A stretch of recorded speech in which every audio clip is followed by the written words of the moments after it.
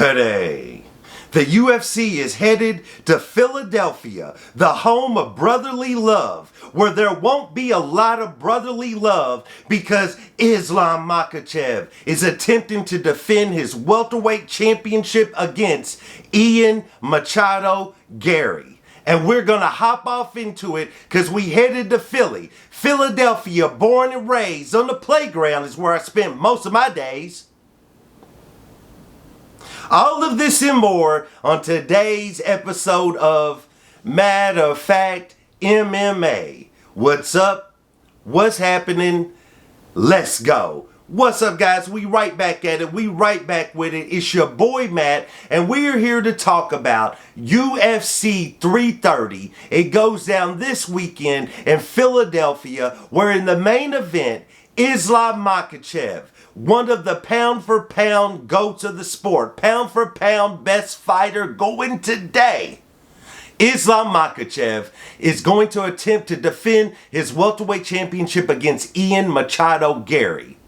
And this is going to be outstanding. This is going to be outstanding because, in a way, this fight has been hard to call for anyone. When you look at Ian Machado Garry, really hated guy. Nobody likes his personality. People don't like the things that he says. He rubs everybody the wrong way, I should say. Nobody gets rubbed the right way by him, not even by Layla. But nevertheless, Ian Machado Garry, while you don't like him, while you can't stand the things that he says on the mic, at the end of the day, this homie is a master of controlling distance and range. He's long, he's tall, he's not the biggest welterweight density-wise, but he keeps that range. He's got those long arms. Can he manage range? Can he keep the distance? Can he use the really good footwork that he possesses, as well as he's a good fighter at setting traps? Can he set a trap for Islam Makhachev to keep him at bay, keep him back, keep him away, continue that moving, stick, move, stick, move? Is he able to do that for 5 rounds? That's one of the questions. I don't think takedown defense is a question with Ian Machado Garry, because in my opinion, with Ian Machado Garry, when he gets in there with a good wrestler or a good fighter, schooled in the art of the takedown, we'll say, layman's way of saying that. Generally, if you get in deep on him for a takedown, he's going to let you have it. Only a bad entry, not a strong entry, a ill-timed entry to a takedown is where Ian Machado will basically sprawl, basically use some sort of takedown defense. But if you get in deep on this homie, he's going down, right? That's just what it is. So I don't really think the takedown defense is a matter in this, because we're talking about Islam Makhachev. Now, size.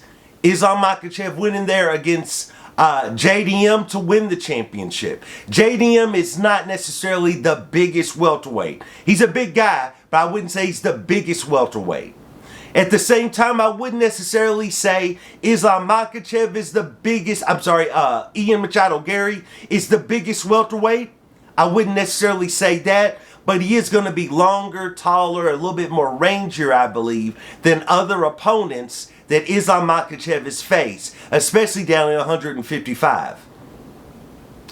So that might be a little bit of a factor as well.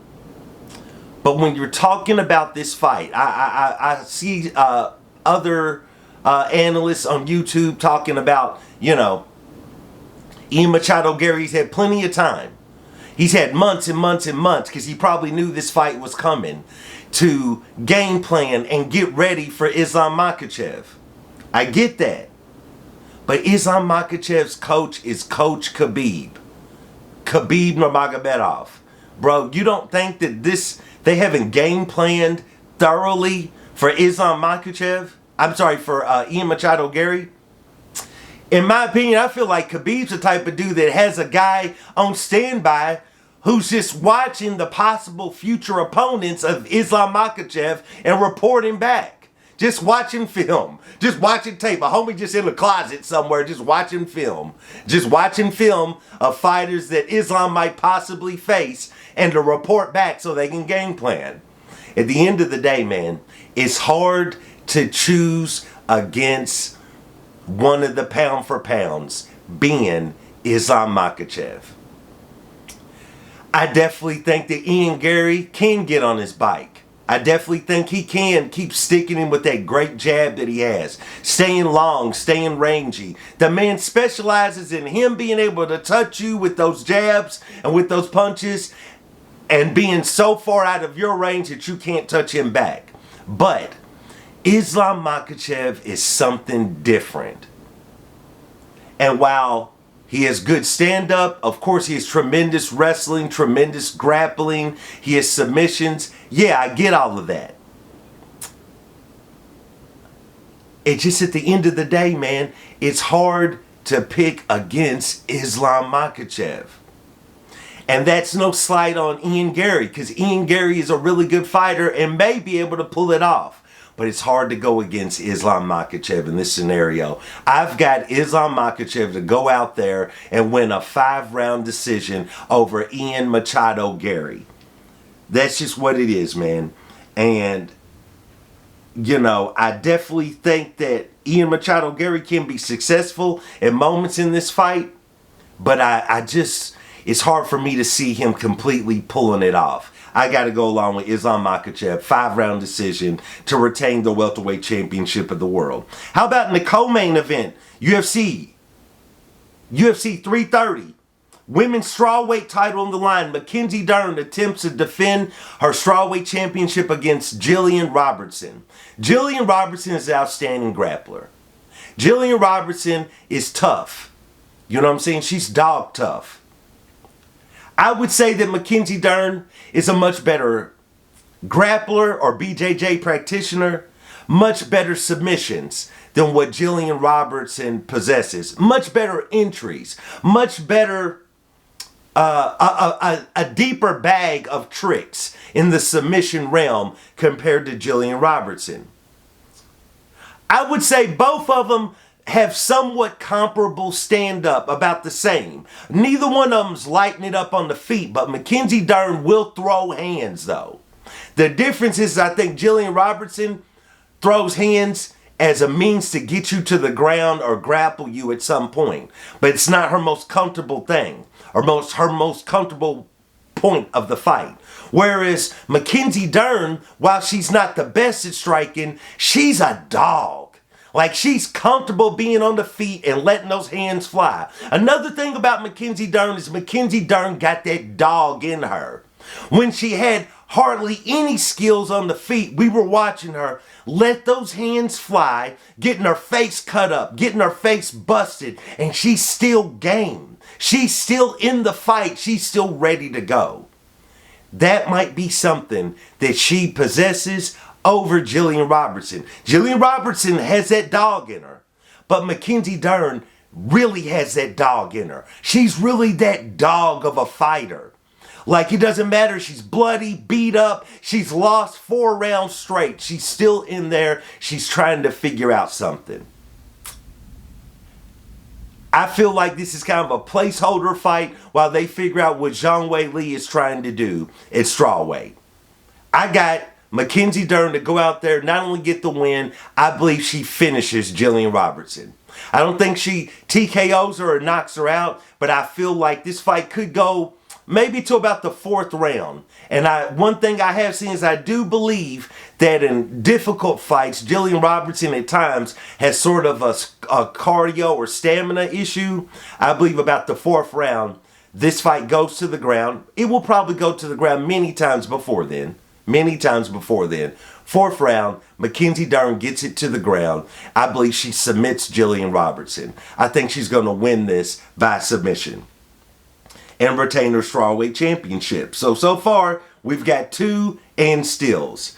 Outside of this, man, this is kind of a top-heavy card, or a full-blown is a top-heavy card. I want to see if Mansour Abdul Malik is able to bounce back from his loss to the middleweight Alex Pereira. You know what I'm saying? I want to see if he can bounce back. He should be able to. He's against Dustin Stoltzfus. And, you know, Dustin ain't lighting up anything for real. But, you know, I know when it was looking like he was about to lose his job, he ended up getting a win. And he's still here. But I want to see how Mansour answers the critics. I want to see how he answers now that he took that L, a really bad L. He took a lot of damage, a lot of punishment. I want to see how he recovers from that in this bounce back fight. Outside of that, man, I mean, we have a few names on here, but, you know, I want to see how Joel Alvarez bounces back after the loss that he took. You know, he's in there with Chidi Njokwani. I definitely want to see that, man. You know, we got rookie Dante Johnson on this card. Vicente Luque, who I think is going to get slimed out by Tresean Gore, and it's going to make me sad. But, you know, Esteban Ribovics is going to easily slime out Edson Barboza. That's sad, but it is what it is. I don't know why Barboza's still doing this, but I get it. Top heavy card, but that's what it is. In the main event, I got Islam Makhachev to defend his championship. Co-main event, Mackenzie Dern to defend her championship. So, please let me know what you think. Like, subscribe, comment. Let me know who you got in the main and co-main event. You're probably picking the same two that I'm picking. If you're picking Ian Machado Garry or Gillian Robertson, let me know in the comments, because if you got a compelling way that they're going to win, I'm a bet on it. Nevertheless, man, I appreciate you guys for checking in with your boy.